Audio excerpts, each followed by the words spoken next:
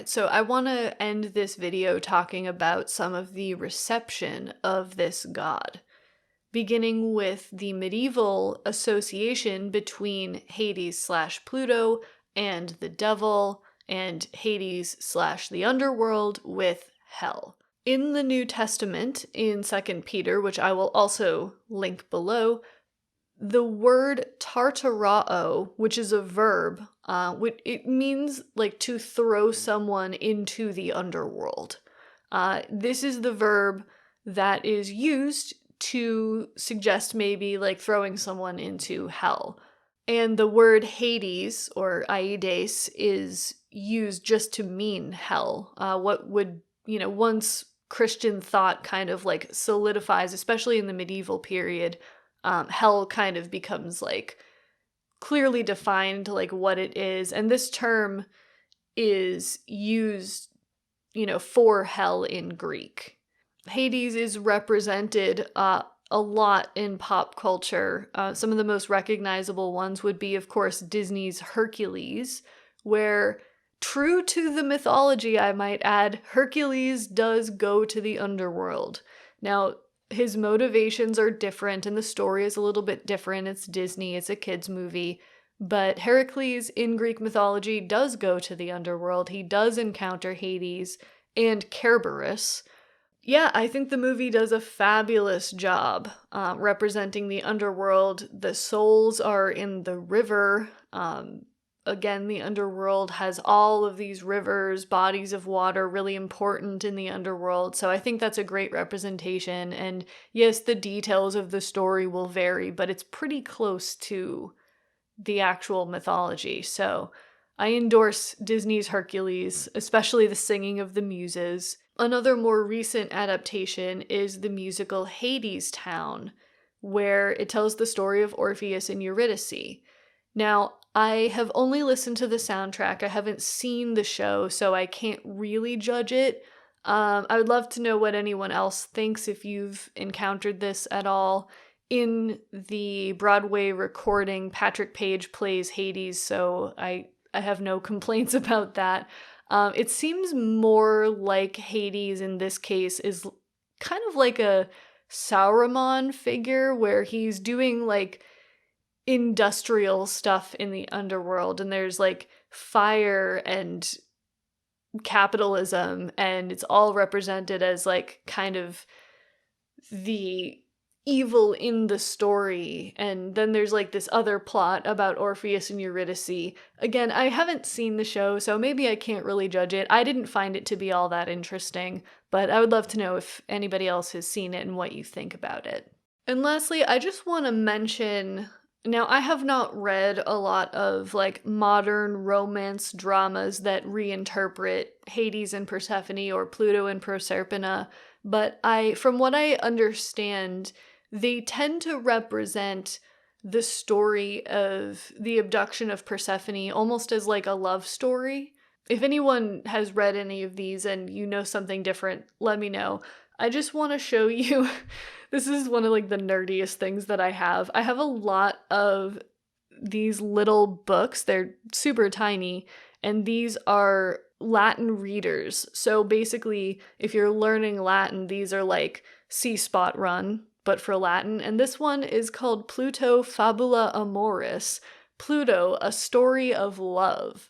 And it kind of just shows, Pluto really loved Proserpina and he wanted to marry her and everything was great, right? It totally sidesteps the abduction issue and the mourning of Demeter and how upset Proserpina was to be captured in the first place. So, I mean, it's great for learning Latin, but, it kind of just like, there is this desire to represent Hades as being like a stand-up guy. So that's just like a trend that I've noticed. And I wanted to point out that it's really not that accurate to the mythology. I mean, it is very clear look at all of this visual art. I'll start putting it up on the screen here, where Persephone is raising her arms. She's I mean, she's being kidnapped. She's not happy to be going with him. So I would say if you encounter anything like this, take it with a grain of salt and just understand that, like, this does not represent what the original story was trying to convey. So on the non-fictional side of things, Hades is one of the more popular deities that is a part of like modern magical and modern deity work today. He is worshipped alongside of Persephone / Proserpina, and in modern witchcraft, anyone who does deity work, he is one of the more popular gods to work with. So I don't know too much about this. This is not my practice. This is not my tradition. But if anybody does work with Hades and you want to share a little bit about what that experience is like, I'm especially interested in like how you got into this. How did you start incorporating Hades into your spiritual practice? And like, what are some of the themes or the topics that you kind of like deal with Hades? And, what your everyday day-to-day interaction looks like. I'm so curious to know. And again, I said this before, but I'm really especially appreciative of these kinds of comments because I know this stuff can be like really personal. And for anybody who shares anything like this, I'm just really grateful because I think it helps us all understand, how these ancient traditions are still like at play in our modern world. So major shout out to anybody who shares anything like that. And in astrology, there is a celestial body named Pluto, usually thought of as a planet, although I don't know enough about astronomy to have an opinion on that. This celestial body, I'm just going to call it a planet. This planet was not known in antiquity. So the planet Pluto plays no part in like Hellenistic astrology or even like its precursors.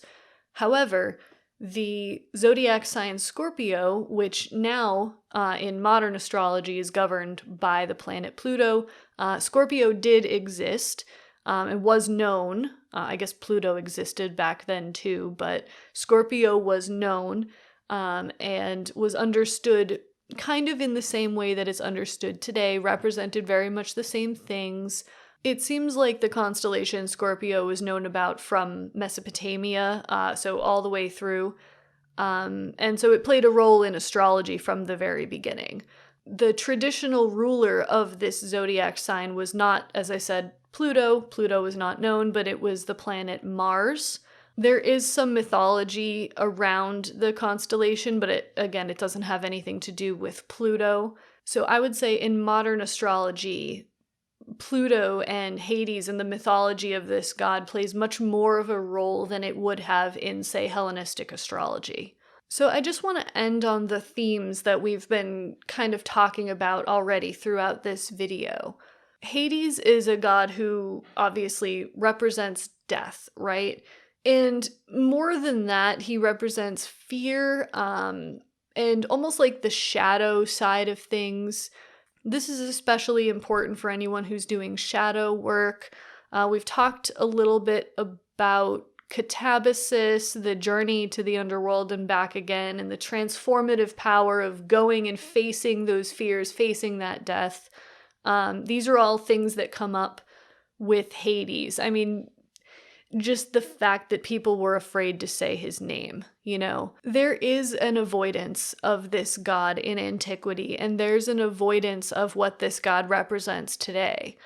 I read an article, which I will link down below, recently about mourning practices in ancient Greece and how by grieving publicly and making it a communal experience, it makes death much more approachable. It makes it easier to talk about and how we've lost something by kind of hiding grief away. So I thought it was a really interesting and poignant piece. I will link it down below, like I said, and this is the author of it. I will put all of their information right here. But Hades is one of those gods that was just not talked about, not engaged with very much at all, unless you were involved in magical practice or unless you were involved in mystery cults or anything like that.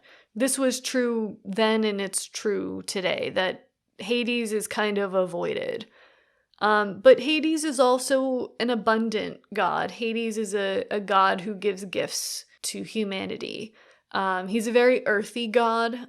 Wealth comes from the earth. Like I said, think about the California gold rush or coal mining or gemstone mining, anything, blood diamonds. People will go to such extreme lengths to access the resources from the earth. Land and agriculture, all of these things are the basic building blocks of life. So in that sense, Hades is a god of life, and this comes up with Persephone as well. Like, yes, she is associated with death, but she's also associated specifically with life.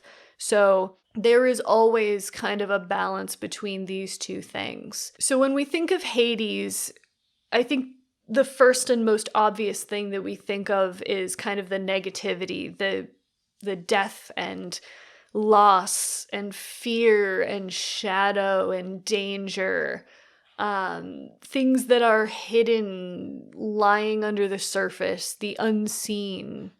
But there is the other side of it, where Hades is a god of, if you believe Socrates, Hades is a god that makes souls very happy, and souls want to stay with him, and he gives gifts to the earth, and he gives gifts to the living, and he can be reasoned with, especially when Persephone is around. So he's a little bit more complex than maybe we think about, but I would love to know what you think. So if you would, as always, let me know all of your thoughts in the comments down below. Thank you so much for watching this video. If you liked it, you can let me know by leaving a thumbs up. And if you want to see more stuff like this, feel free to go ahead and subscribe if you haven't already. I really do appreciate all of the support and interaction that we're having in the comments. So please keep that up. A little bit of housekeeping before I go. Because the holidays are coming up, my schedule is going to be a little bit wonky, but I'm planning to focus the next several videos actually on some requests that I have gotten. So stay tuned for all of those. If you have requested a video, I'm going to do my best to make it happen. So those will be unfolding in the next couple of months. I have no idea what the schedule for that is going to look like, but if you're interested in finding out, the schedule will be a surprise for all of us. Again, feel free to subscribe, check out some of my other videos on this topic. I've got a lot already. I'm always making more. Yeah, that's it. Again, thank you for watching the video. I hope that you found it useful, and I really appreciate you being here. So with that, I'll see you in the next one.